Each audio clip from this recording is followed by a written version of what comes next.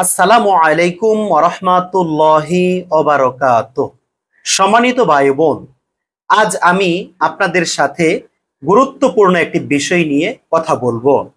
এটা এমন একটা গুরুত্বপূর্ণ বিষয় যে বিষয়ে আমরা হয়তো কখনো চিন্তাও করি না। আমরা দুনিয়ার মোহে পড়ে আমরা আমাদের আখিরাতের জীবনকে এমন ভাবে ভুলে গেছি, আমরা কখনো এটা কল্পনাও করতে পারি না।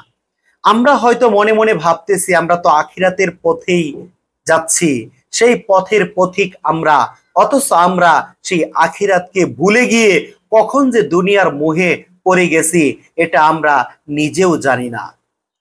এরকম ঘুমন্ত হৃদয়কে জাগ্রত করার জন্য মহান রব্বুল আলামিন এই কুরআনুল কারীমে অসংখ্য জায়গায় মাঝে মাঝে আমাদেরকে এমন গুরুত্বপূর্ণ কিছু প্রশ্ন করেছেন, যেই প্রশ্নগুলোর দিকে আমরা যদি চোখ দেই, আমরা যদি নজর দেই, তাহলে আমাদের এই ঘুমন্ত হৃদয় অবশ্যই জাগ্রত হবে। এরকমই একটি প্রশ্ন গুরুত্বপূর্ণ মহান রব্বুল আলামিন তিনি আমাদেরকে করেছেন কুরআনুল কারীমের ৮১ নম্বর সূরা সূরা তাকওয়িরের ২৬ নম্বর আয়াতের মধ্যে। মহান আল্লাহ তাআলা তিনি আমাদেরকে বলেন, ফা আইনা তাযহাবুন, সুতরাং তোমরা কোথায় যাচ্ছ? আপনি কি বলতে পারবেন আপনি কোথায় যাচ্ছেন? আপনার গন্তব্য কোথায়? মহান রব্বুল আলামিন আমাদেরকে এখানে প্রশ্ন করেছেন, তুমি কোথায় যাচ্ছ?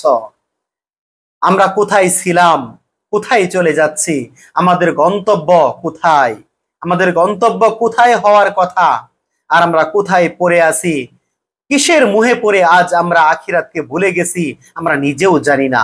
এই জন্য মাঝে মাঝে কুরআনুল কারীমে মহান আল্লাহ তাআলা আমাদেরকে প্রশ্ন করে আমাদের এই ঘুমন্ত অন্তরকে, হৃদয়কে তিনি জাগ্রত করান। তিনি আমাদেরকে বলতেছেন, তোমরা কোথায় যাচ্ছ? তোমরা আমার আনুগত্য না করে তোমরা কোথায় যাচ্ছ? তোমরা আমার ইবাদত না করে তোমরা মূলত কোথায় যাচ্ছ? আমি তো তোমাদেরকে সৃষ্টি করেছি, এটা মহান রব্বুল আলামিন আমাদেরকে বলেছেন। অতএব আমার ইবাদত করো, আমার ইবাদতের মধ্যে তোমরা রত থাকো। আর আজ আমরা মহান রব্বুল আলামিনের অবাধ্যতায় লিপ্ত হয়ে আমরা মূলত আমাদের জায়গা জাহান্নামকে নির্ধারণ করে নিচ্ছি। সম্মানিত ভাই বোন, সময় এসেছে হৃদয়কে জাগ্রত করার। এই প্রশ্নটা আসুন আমরা প্রত্যেকেই নিজেকে করি, সত্যিকার অর্থে আজ আমরা কোথায় যাচ্ছি? আজ আমরা কোথায় যাচ্ছি? আমাদের জীবন চলার পথ, আমাদের মূল উদ্দেশ্য, আমাদের মূল টার্গেট কি হওয়া উচিত ছিল আর কি হচ্ছে? আর আমরা দিন রাত ২৪ ঘন্টা কি করতেছি? সময়গুলো আমরা কিভাবে নষ্ট করতেছি? আপনি আমি কখনো কি এতটুকু চিন্তা করি? দুনিয়ার মুহে পড়ে আজ আমরা সত্যি আমাদের আখিরাতের সেই চিরস্থায়ী আমাদের বন্দোবস্ত, সেই চিরস্থায়ী জায়গাকে আজ আমরা ভুলে গেছি।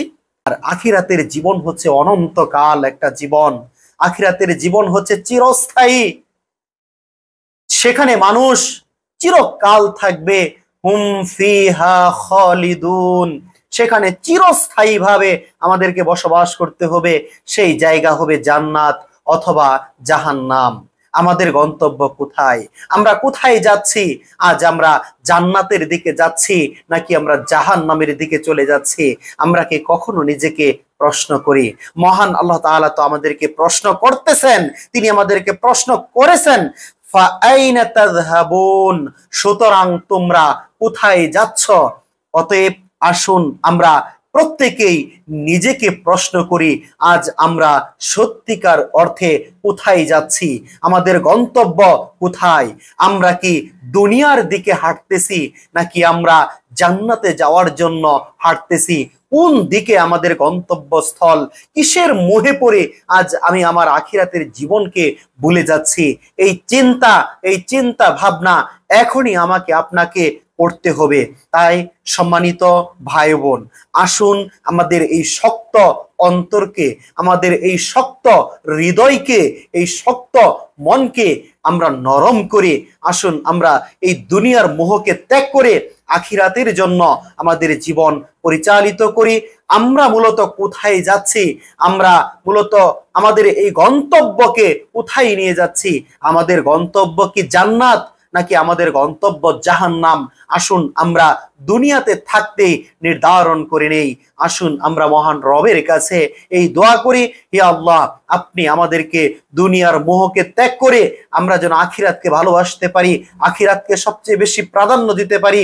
এই তৌফিক আমাদেরকে দান করুন। আমরা যেন সত্যিকার অর্থে আমি কোথায় যাচ্ছি এই নিয়েই চিন্তা করতে পারি, আমার গন্তব্য কোথায় এই নিয়েই আমি যেন চিন্তা ভাবনা ফিকির করতে পারি। এই চিন্তা করার তৌফিক দান করুন। সম্মানিত ভাই বোন, আপনি আমি আসুন এই প্রশ্ন করি, আমার গন্তব্য কোথায়, জান্নাত নাকি জাহান্নাম?